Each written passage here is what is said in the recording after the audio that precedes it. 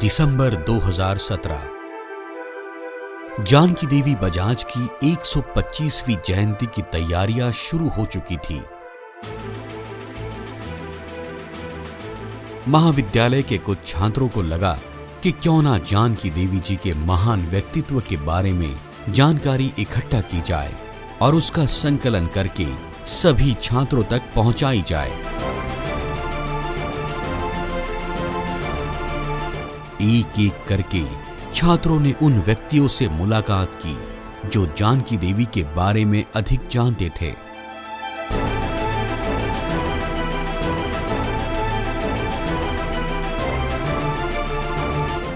और इन छात्रों के हाथ जानकी देवी जी के व्यक्तित्व के बारे में जो जानकारियां मिली वो शिक्षा का एक खजाना थी।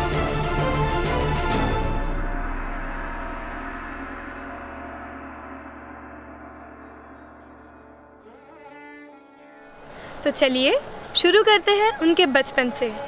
जानकी देवी जी का जन्म 7 जनवरी 1893 को मध्य प्रदेश के जावरा में एक वैष्णव मारवाड़ी परिवार में हुआ था। उनके पिताजी का नाम श्री गिरधारी लाल था। जानकी देवी जी के घर में धार्मिक और पारंपरिक वातावरण था, जहां श्री विष्णु भगवान की पूजा होती थी। उनकी माँ को घर तथा आस पड़ोस के लोग गोगली गाय कहते थे। गोगली का अर्थ है शांत तथा मधुर। उनके घर के आनंदमय वातावरण का उन पर बहुत प्रभाव पड़ा और उनका बचपन अत्यंत संस्कारशील बीता। जब जानकी देवी उम्र के 8.5 साल की हुई तब उन्हें वर्धा के बजाज परिवार की ओर से श्री जमनालाल जी का रिश्ता आया। बड़े ठाट बाट और पूरे मारवाड़ी रीति रिवाजों के साथ ये विवाह संपन्न हुआ। विवाह के दिन जमनालाल जी हाथी पर बैठकर विवाह स्थली पधारे थे। जानकी देवी का श्रृंगार तो नींद में ही कर दिया गया था। विवाह के पश्चात प्रथा अनुसार उन्हें सारे जेवर पहनाए गए। इस दो परिवार के मिलन के अवसर को किसी त्योहार की तरह मनाया गया। बजाज परिवार में जैसे खुशियों की बौछार सी छा गई हो। श्री जमनालाल बजाज ने राष्ट्रपिता महात्मा गांधी जी को अपना पिता माना था। वे उनके आदर्श थे। गांधी जी के सानिध्य में वर्धा के बजाज परिवार का संपूर्ण जीवन तप, त्याग, सेवा और समर्पण की एक जीती जागती मिसाल बन गया।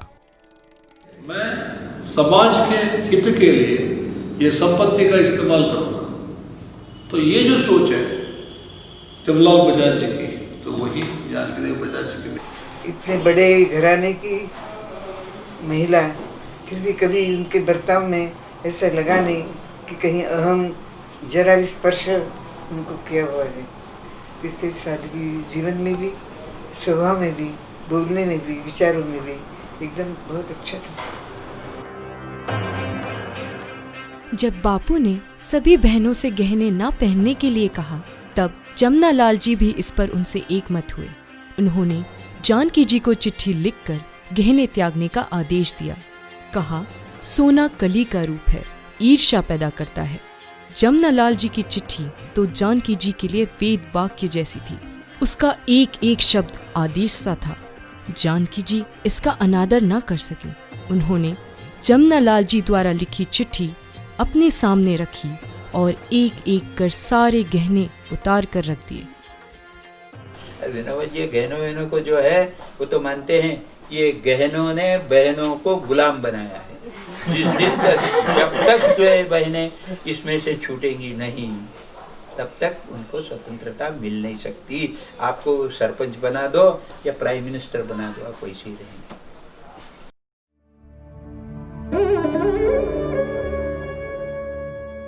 अग्रवाल महासभा का अधिवेशन शुरू होने वाला था। जमनालाल जी पर्दा प्रथा के विरोध में थे। वे जो कुछ कहते उसकी शुरुआत घर से ही करते। मारवाड़ी समाज में घूंघट समर्पित और कुलीनता का चिन्ह माना जाता था। एक दिन जमनालाल जी ने अपने पिता से कहा, आपनों घर में घूंघट छोड़ने हैं, सो पेलो काका जी से ही शुरुआत करनी है। एक बार समुद्र को लांघ जाना सरल होता, पर उस समय घर में ससुर के सामने बिना घूंघट जाना बहुत बड़ी बात थी। इसके बाद जानकी देवी जी का माथे पर बोर लगाना छूटा। और घूंघट भी छूटने लगा। तब मालूम हुआ कि घूंघट छोड़ने में ही प्रतिष्ठा है। जैसे उनका घूंघट छूटा वैसे उन्होंने दूसरी महिलाओं का घूंघट छुड़वाने की पहल की। कलकत्ता में मारवाड़ी महिला सम्मेलन था जिसमें वे अध्यक्षा थी। इस सभा में गांधी जी ने बहनों को घूंघट छोड़ने के लिए आग्रह किया। एक सुखी, संपन्न और प्रतिष्ठित परिवार की बहू के नाते जानकी देवी का जो जीवन बजाज परिवार में बना था, बापू के अद्भुत स्पर्श से उसमें क्रांतिकारी परिवर्तन होने शुरू हुए। पर्दा छूटा, गहने छूटे, विलास और वैभव के प्रतीक रूप कीमती और विदेशी वस्त्र छूटे। नौकर चाकर के सहारे चलने वाली गृहस्थी में गृहिणी का अपना श्रम, अपनी सेवा और अपनी साधना जुड़ी। परिवार की सीमाएं विस्तृत हुई। गिनती के कुछ व्यक्तियों का छोटा परिवार बढ़कर, फैलकर समूचे राष्ट्र का एक अविच्छिन्न अंग बन गया। जाति, वर्ण, धर्म, देश, विदेश की सारी मर्यादाएं लुप्त हो गई। बजाज परिवार ने महामानवों के एक विशाल परिवार में अपनी एक खास जगह बना ली। बापू के संग बजाज परिवार भारतीय राष्ट्र की स्वतंत्रता के लिए लड़ने वाले योद्धाओं का एक यजमान परिवार बन गया। इस विलक्षण परिवार की गृह स्वामिनी के नाते जानकी देवी को कितना तपना पड़ा था और किस प्रकार एक महान लक्ष्य एवं आदर्श को आत्मसात करने की दृष्टि से कितना समर्पित जीवन जीना पड़ा था। मुझे ऐसा लगता है बजाज परिवार का जो राष्ट्रीय स्वतंत्रता आंदोलन में जो सबसे बड़ा कंट्रीब्यूशन है वो गांधी को उन्होंने सहयोग दिया और जमनालाल जी के साथ साथ जानकी देवी का भी पूरा सहयोग था, समर्पण था, सेवा थी। महात्मा गांधी ने स्वतंत्रता संग्राम का हिस्सा बनाकर स्वदेशी कार्यक्रम अपने हाथ में लिया था। इसका मुख्य उद्देश्य यही था कि लोग विदेशी वस्तुओं का अस्वीकार कर स्वदेशी वस्तुओं का स्वीकार करें। बापू ने विदेशी कपड़ों की होली की बात सामने लाई। बापू को तो जानकी जी अपना आदर्श मानती थी, तो उनका बापू के नक्शे कदम पर चलना स्वाभाविक था। विदेशी कपड़ों को जलाने का दिन तय हुआ होली। जैसे जैसे होली का दिन नजदीक आ रहा था वैसे वैसे वे और भी ज्यादा सक्रिय हो गई। उनका मानना था विदेशी कपड़ा भारत में राक्षस की तरह पड़ा है, इस पाप को भारत में से निकालना अनिवार्य है। और फिर होली के दिन जुलूस निकालकर विदेशी कपड़े जलाए गए। खादी के रचनात्मक कार्यों में भी उन्होंने बराबर योगदान दिया। कताई में अच्छी पुनियों की जरूरत होती है, इसलिए कपास की खेती करके उस कपास की पुनिया बनवाकर चरखे का वर्क चलाना आदि कार्य वे स्वयं ही करती। अपने कते सूत का कपड़ा बनवाकर उसे हरे रंग से रंगवाकर अपने आत्मीय जनों को भेंट देना तो उनकी आदत ही बन गई थी। माता जी को विश्वास था कि भारत की गरीबी यदि दूर करनी है तो उसके लिए खादी ही उपयुक्त साधन है। जब वे दिल्ली में बापू की समाधि राजघाट जाती तो कहती कि समाधि पर फूल की बजाय सूत की आठी चढ़ानी चाहिए। महात्मा गांधी के विचारों से प्रेरित 23 जनवरी 1905 को लक्ष्मी नारायण मंदिर बनाया गया, जिस मर्यादित वैष्णव परिवार में छुआछूत और संस्कार असंस्कारों का पूरा असर हो, उस परिवार में पली पनपी जानकी देवी ने हरिजनों के लिए 19 जुलाई 1928 को लक्ष्मी नारायण मंदिर के दरवाजे खुलवा दिए। उन्होंने उत्साह से इस कार्य में जमनालाल जी का साथ दिया। हे परम सृष्टि करतार, मानू मैं तेरा उपकार। हे परम सृष्टि करतार, मानू मैं तेरा उपकार। संगति गांधी अलबेले की, लाज बचाई इस मेले की। अंत में की कैसी खिलवाड़, बताओ दुनिया के रचनार। हे परम सृष्टि करतार, मानू मैं तेरा उपकार।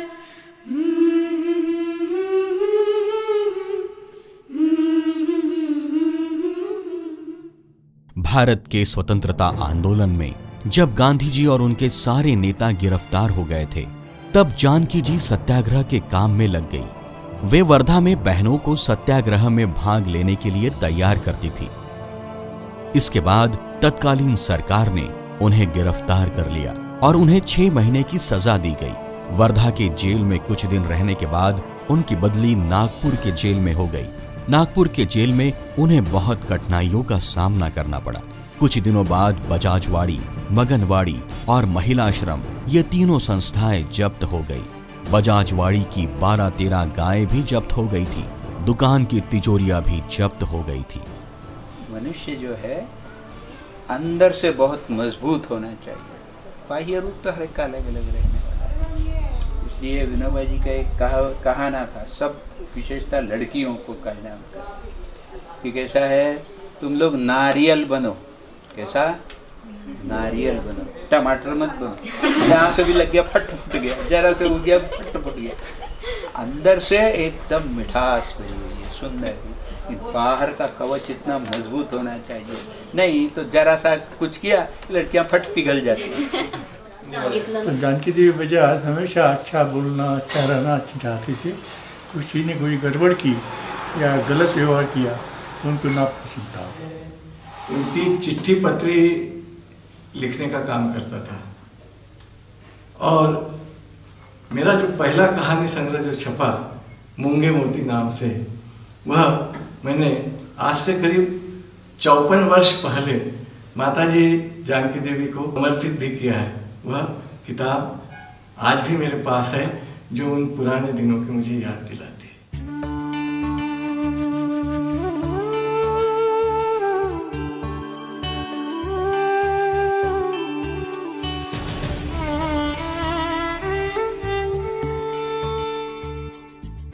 बजाजवाड़ी सदा अतिथियों से गुलजार रहती थी।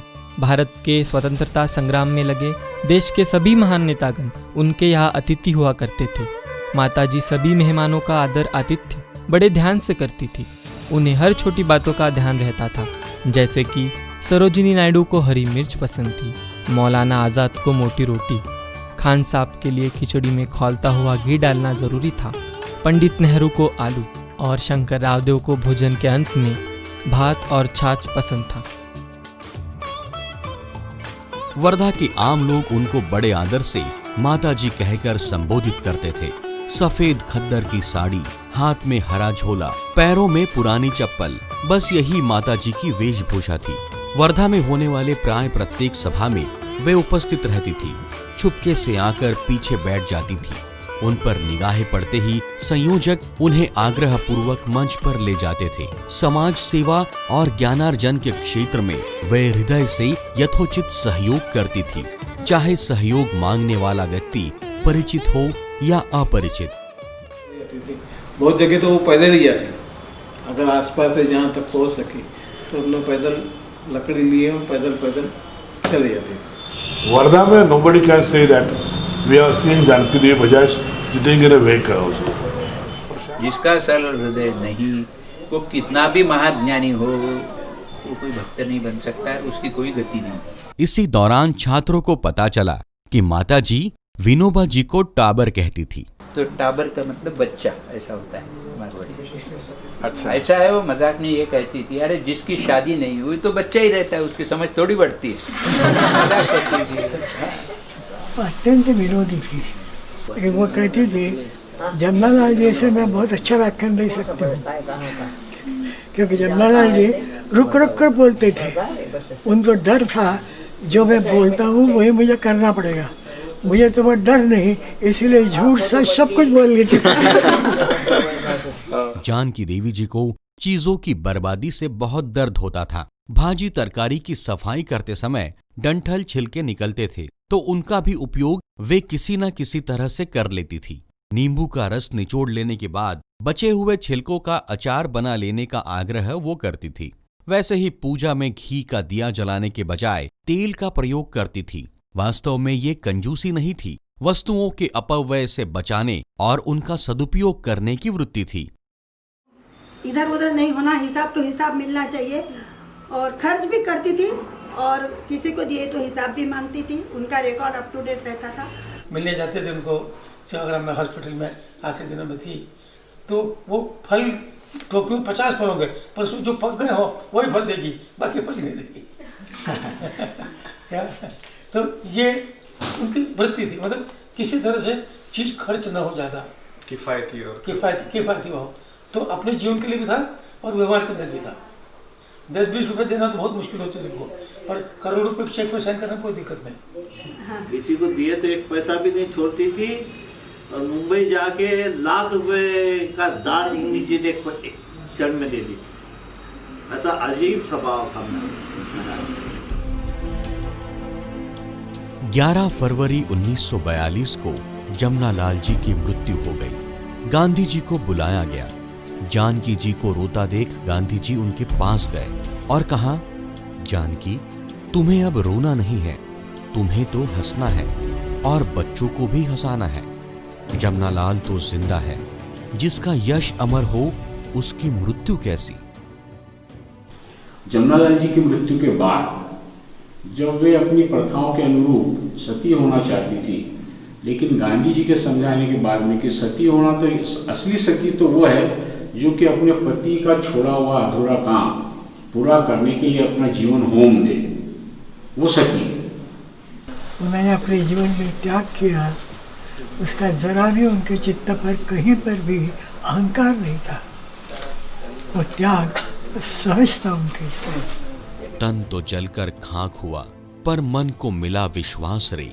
इस भजन की टेक के अनुसार पति का अधूरा काम पूरा करने के लिए जानकी देवी ने तत्काल अपनी सारी की सारी पूंजी 2.5 लाख रुपए गौ सेवा कार्य के लिए दे दी। अपने प्राण प्रिय पति के अधूरे संकल्प को पूरा करने के लिए जानकी देवी ने अपने प्राणों की जीवित आहुति दी है। जानकी देवी ने अपना सर्वस्व गौ सेवा के लिए त्याग दिया। वे जगह जगह जाकर गौ सेवा के महत्व से लोगों को जागरूक कराती थी।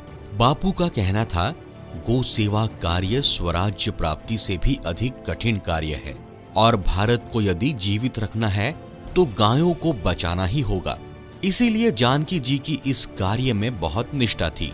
उन्होंने खुद केवल गाय के दूध घी के सेवन का व्रत लिया था। मुझे जीने का बहुत शौक है और मैं चाहती हूँ कि सबको 100 वर्ष मिल सके, सबका खान पान और रहन सहन ठीक रहे। गाय को बचाना है और स्त्री शक्ति को जगाना है। स्त्री शक्ति जगानी है तो स्त्रियों को ही आगे आना होगा। गाय और माय इन दोनों की जितनी उन्नति होगी उतनी ही देश की उन्नति होगी।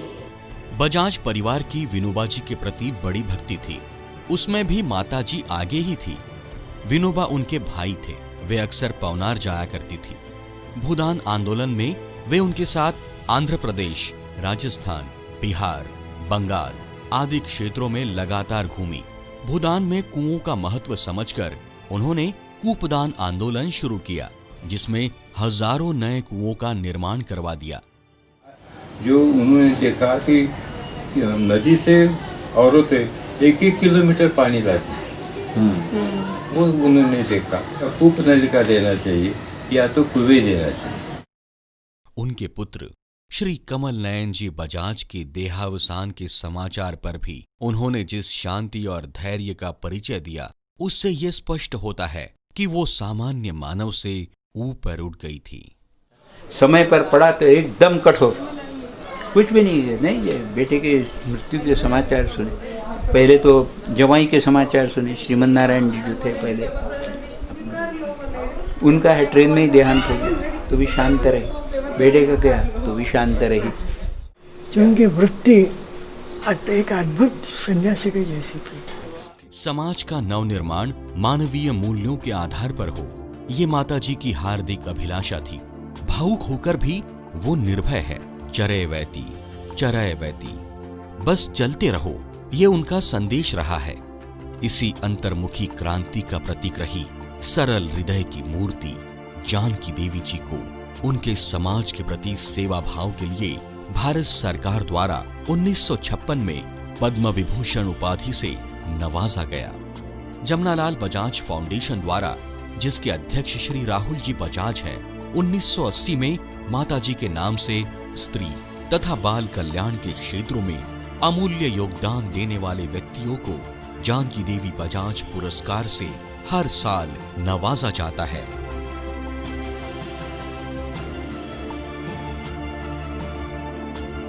माताजी के ज्येष्ठ चिरंजीव स्वर्गीय श्री कमल नयन जी बजाज ने माताजी के नाम पर सन 1962 में जानकी देवी बजाज विज्ञान महाविद्यालय वर्धा की स्थापना की। माताजी ने अपने जीवन के अंतिम दिनों में वर्धा से बाहर किसी शादी ब्याह या समारोह में जाना छोड़ दिया था, क्योंकि वे चाहती थी कि अपने जीवन की आखिरी सांसें पूज्य विनोबा जी के सानिध्य में ले। और आखिर 21 मई 1979 को उन्होंने अंतिम सांस ली। शरीर तो पंचतत्व में विलीन हो गया, पर उनके विचारों की ऊर्जा हमें आज भी शक्ति प्रदान कर रही है।